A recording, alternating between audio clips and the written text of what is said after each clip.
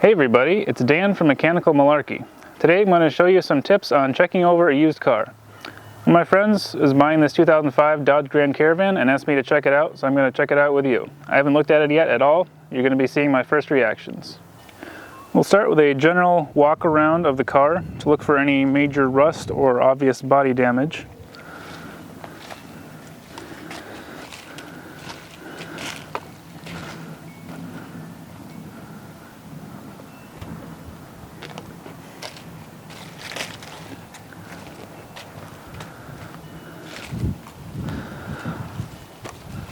So far I'm only seeing a few spots of rust, nothing too major, nothing too uncommon for these cars.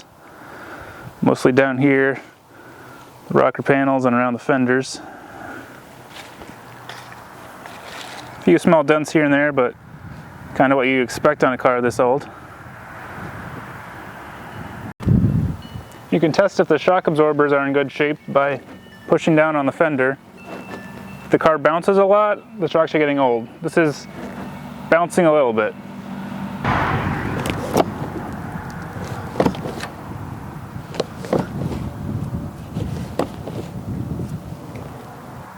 Check all the headlights and tail lights for any cracking or other damage. If they're all discolored, like some headlights get, you can restore those. These ones are actually pretty good. Wipers are a cheap thing to replace, but it's always a good idea just to check them anyway. Now let's take a look under the hood. Things to look for in here are the condition of the serpentine belt, and check for any major oil leaks. I'm seeing a little bit of oil on this engine, but it's not too bad looking.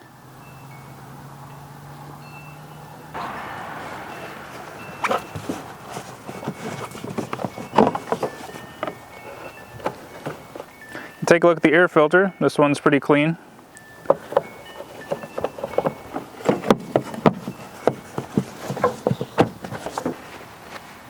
And you can check the oil level.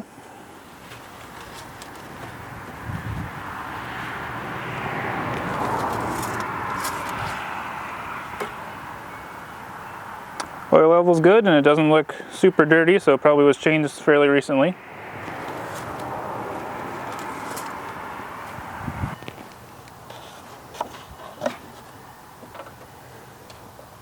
Power steering fluid level looks pretty good, so shouldn't be any major leaks there. If the car has a transmission fluid dipstick, pull that out and check the fluid on it.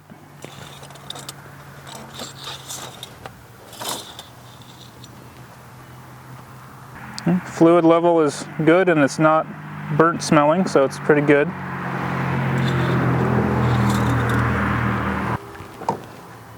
Check the brake fluid level. If it's really low, then you either have a leak or the pads are wearing out.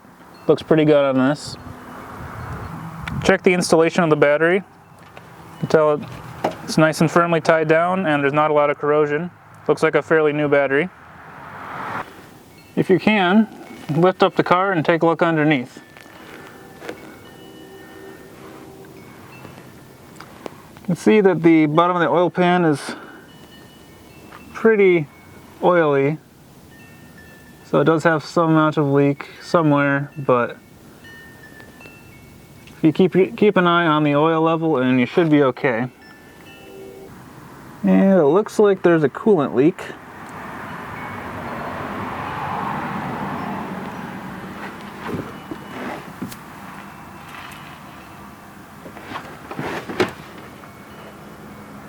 Doesn't look like too bad of a fix though.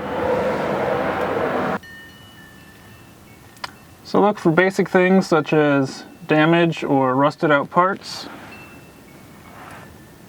And if you can, check the suspension for any looseness. Usually you have to have the wheels off the ground for that. Check the axle boots. Make sure they're not torn or leaking.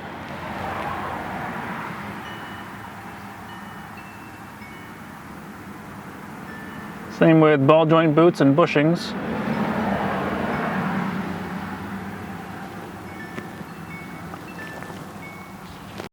One thing I forgot to look at while making this video is the tires. First thing is to check that the tread is in good shape and that the tires aren't dry rotted. You should also check that they are all the same brand and model of tire. If they're different types, it might actually cause a problem. The other thing to look at is the date codes on the tires to see if they're from the same batch of tires. If one is very different, then they might have had a flat or it might have been punctured in an accident and replaced. So if you notice something like that, it would be a good thing to see if you can find out why.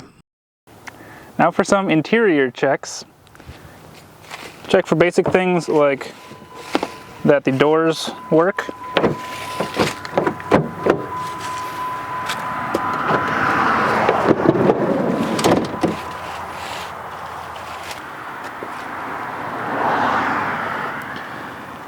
Check that all the seat belts properly fasten and retract.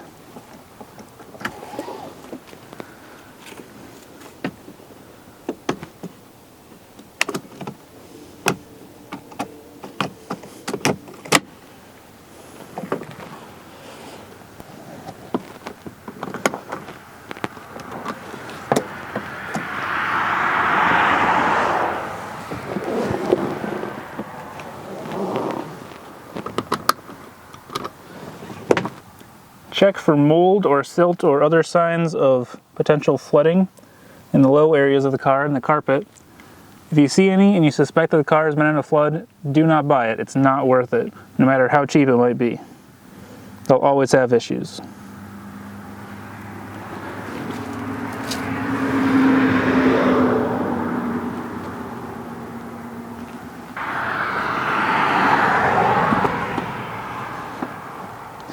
Especially check areas like spare tire wells or where a third row seat folds down into.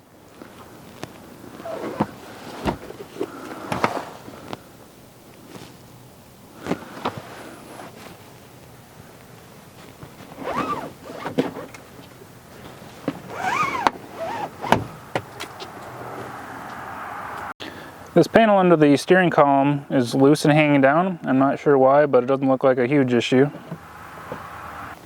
So once you're inside the car, start it up and check for any warning lights.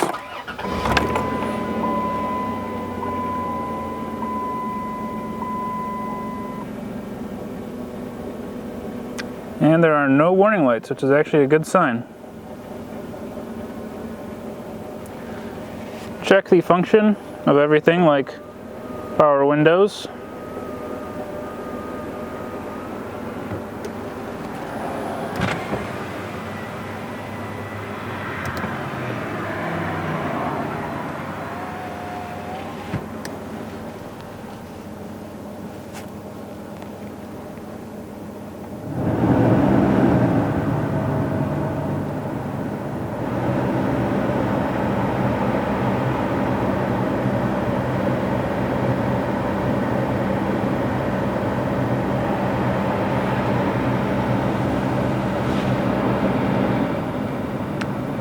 Check that the heating and air conditioning system works properly. It does both cold and hot, and that all the positions work.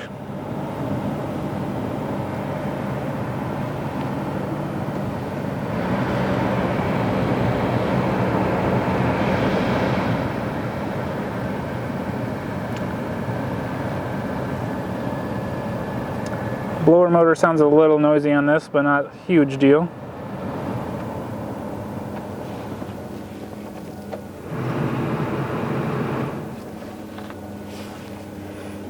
And check that the radio works. And if you care about the tape and CD, have some of those with you to test those out as well. One thing to do is to turn the key on without starting the car to make sure the check engine light comes on. Because if it doesn't, that means there's something preventing it from coming on, because it's supposed to come on when you turn on the key. And if not, someone may have rigged something up to try to make it pass inspection. Now let's go for a test drive to test out how it feels on the road.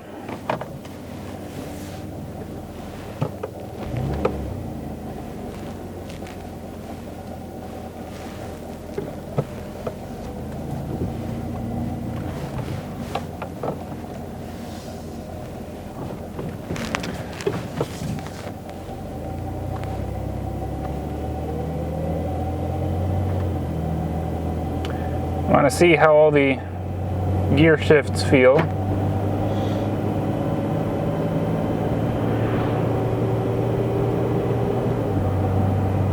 If they feel really hard and abrupt, then you might have a transmission problem. This is feeling pretty smooth.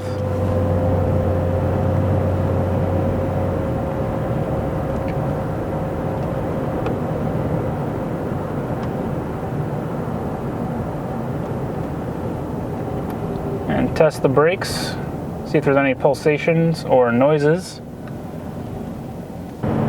As you get up past 40 miles an hour, start listening for any tire noises or wheel bearing noises. I'm not hearing any from this, which is good. Once the engine is warmed up, I like to give it some hard acceleration to test out how the engine feels.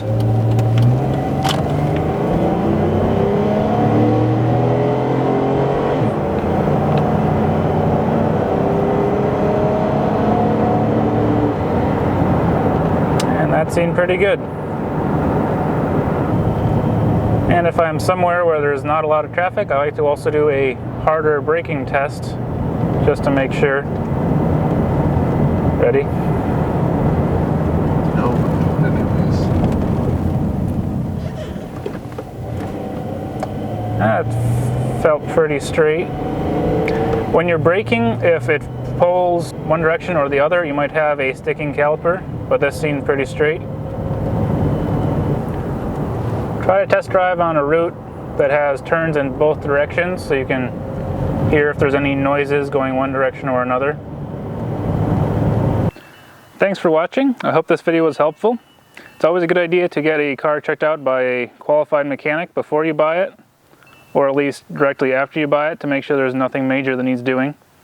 If you like this video, please like, comment, subscribe to the channel, follow me on social media on Facebook, Twitter, and Instagram, and read the blog at mechanicalmalarkey.com. Thanks for watching.